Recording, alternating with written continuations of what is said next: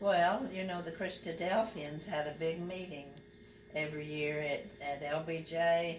Well, on the Pedernales River. On the Pedernales River. And so this one time, Edith and her husband, Scotty, came and spent the night with us. And so we had dinner, and she got ready to go to bed, and she had left her gown at home. Well, I got the fanciest one that I had and gave to her to sleep in. And oh, she was so happy. She looked so pretty. So then the next day she got up and got dressed, and I was so amazed because here she came with her little denim dress on and boots. I would never have imagined Edith wearing boots. But I can't either. She was always real dressy, and she always looked pretty. We'd go to San Antonio, Humpy and Dora and all of us. I don't know what the big occasion was, but we'd go to the park, the San Antonio... The zoo. Yeah, I'd love to go to that zoo. We'd all take food, and we'd have dinner there, and Edith would always look so pretty. You know, she just yeah, they were big gardeners in Glen Rose, and at that time they had what they called a wall of water where you could plant your tomatoes in February, and you put these things kind of like a teepee and fill it full of water, and it could snow and it still wouldn't kill a thing. So Scotty was really impressed with them. He said, "I'm going to get some of those and be the first tomatoes in Glen Rose." Well, that's about right. They quit using them. I think it's just a lot of trouble, but it was amazing, and as they would get taller, you'd open the top up a little Fill them full of water. A little more. By the time they outgrew the teepee, well, we didn't have any bad cold weather. So that was amazing. That was fun. And of course, one time, Ernest was pretty small. He was still in diapers, I think, but could walk. He could walk. And LD was planting onions in the garden, and he had long rows of onions, and of course he'd have to get down on his knees and kind of crawl along and make a hole and stick those onions in the hole. And of course, by the time he got to the end of that row and got up to start the next back, Ernest had gone along behind him and pulled up every one of those onions. He'd seen Daddy gather them, and LD gave him a spanking. I think that was about... I'd chase him all the way to the road to catch him. On the sand truck to come by, and he nearly stopped. I guess he couldn't believe it. He gave the kids, Ernest, probably 2 spankings in all his little life, but that was one of them. I guess he was exasperated. But he just gathered them like Daddy always did. So. Yeah. So. Sometimes you got to have a spanking. Sometimes, not very often. No. The only other one that I know of, LD was moving a window air conditioner, and he called Ernest to come and help him. And Ernest said, "Let me put on my shoes." Well, LD put it down and come and gave him a spanking. He said, "I meant right now." And I said, "Well, he's just like you, LD. Every time I tell you to do something, you'll say in a minute." So that's that. We had lots of fun with. I don't think I ever spanked Caroline, did I? Well, I don't think so. We probably should have once or twice. It seems like I always had to do the make them behave. But when Daddy come in from work, you know, they had to know that chair was Daddy's, so get out of it. But Humpy and Dora they were great fun. And Humpy, they'd come and he'd just grab you up and squeeze you, and your glasses would be wonker-jawed and your earrings would fall off. But we sure did miss him once he was gone, you know. But we missed all of them. Yeah. Alma and Dora and Mom. We all. She'd say something, you know, and somebody contradict, and she'd say, "Oh, piffle sticks." Or after the singing convention, if something didn't go just right, she'd, "Oh, piffle sticks." Okay, I guess I thought you know, it was fiddlesticks, but pickle sticks, piffle, pimple sticks, piffle, P-I-F-F, piffle. Oh. Yeah, we all we ever knew Humpy was Humpy, and Ernest was surprised that all y'all called him was Pop. Yeah. Yeah. Well, But all we ever the whole family here was Humpy, yeah. because he was humpback. Yeah. Well, they were just a lot of fun, and when Humpy came, we'd clean out the refrigerator, and he was a big eater, and he loved it. Everything that you had to eat, he loved it. So it was kind of fun feeding him.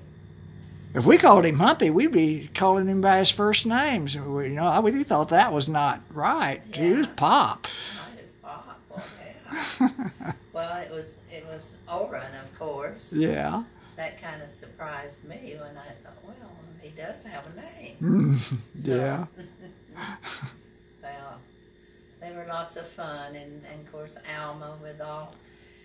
LD and you know, Leah and I just could not imagine why we didn't save some of the letters that Alma wrote to her. Yeah. It would have been great fun for all of you to have read them.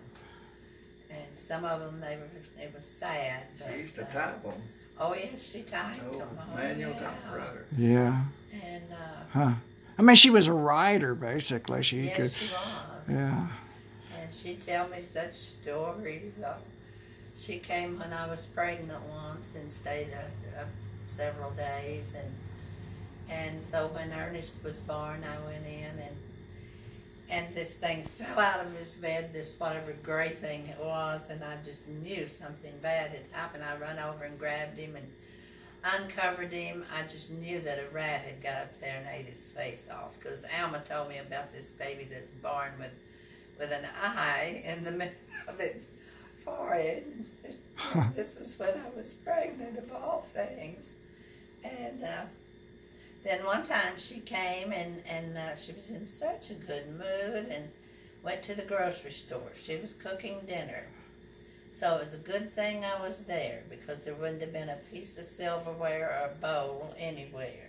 She used every bowl, every piece of silverware in the drawer. But oh, what a good dinner it was. We had lemon meringue pie, and wonder, she was a great cook. But she didn't clean up after herself. But it was fun being with her. I just loved her. And then, of course, Mom, she taught piano lessons. Yeah. You know, everybody seemed to play piano. They did. They all played. Damon played. Of course, Walter later. Oh, yeah, Walter, they said, just had lessons 9 months, and he had 3 big baby grand pianos. And I guess that's why, I think that's one reason that Vicki, his wife, still lives in the big home. Because there's her children, none of them have a home big enough to take these pianos. And then before Walter died, about a year or 2 years before he died, he came to Llano and he bought a huge slab of Granite from Brazil. Beautiful, heavy. So he had to have a base built in his home. And they brought that piece of granite in and put it on that base. Well, she says there's not any one of them that has a home big enough to take that. Vicky was telling So us she just keeps the place. that top of that table weighs 600 pounds. Yeah. That piece of granite. Beautiful. How'd he get it here, man? Well, Took a whole herd of men to get it in the house and put it on that thing. I bet it It's there to did. no, There but she I sells guess- the house or whatever, it'll be there. That's something he wanted real bad, and then there's all those pianos, beautiful pianos. And that was a sad time for us, you know. I used to love Alma's.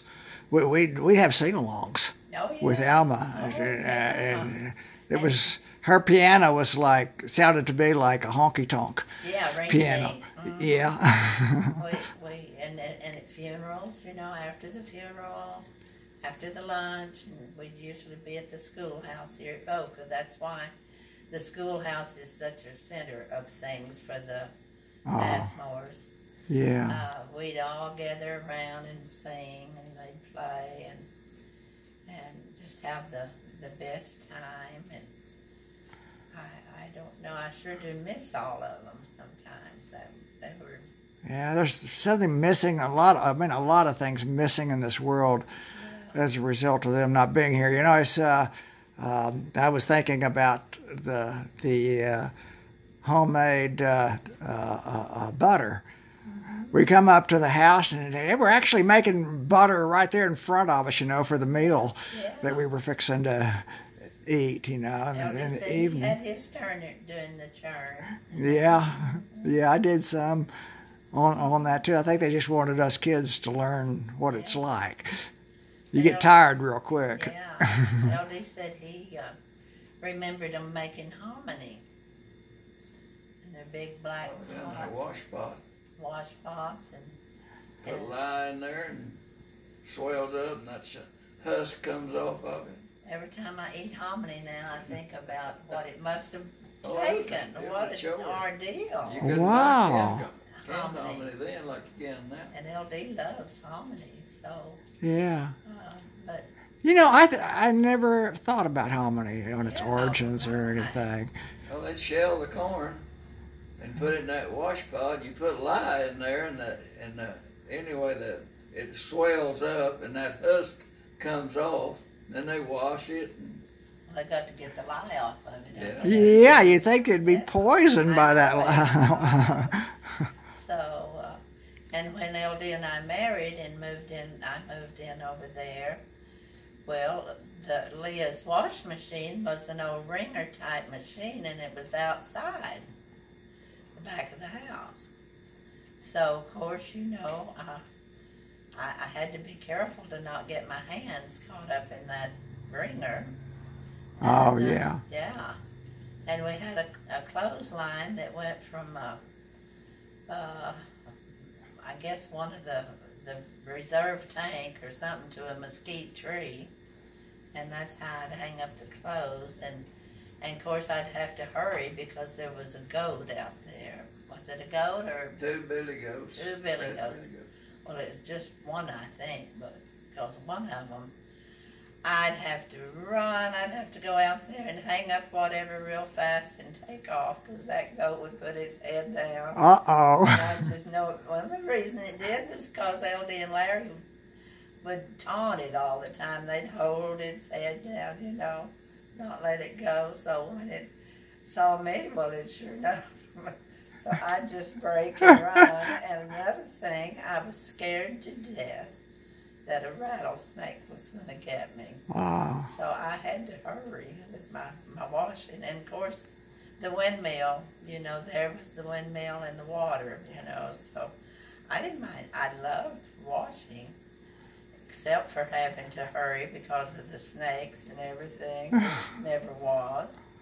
But I just, Leah'd come in and she'd say, well, we don't have any water. Did you wash today? Well, yes, I did. It's Monday. Well, but if the windmill's not pumping and the water's not flying out of the reserve tank, then you don't wash. So, okay. So then, maybe another time she'd come in and the water'd be blowing out of the reserve tank, and she'd say, now when the water's running out of the reserve tank, you have to turn it off. So you pull this lever down, and so the day that they came and got that windmill, I never was so happy, and they put a electric pump in there.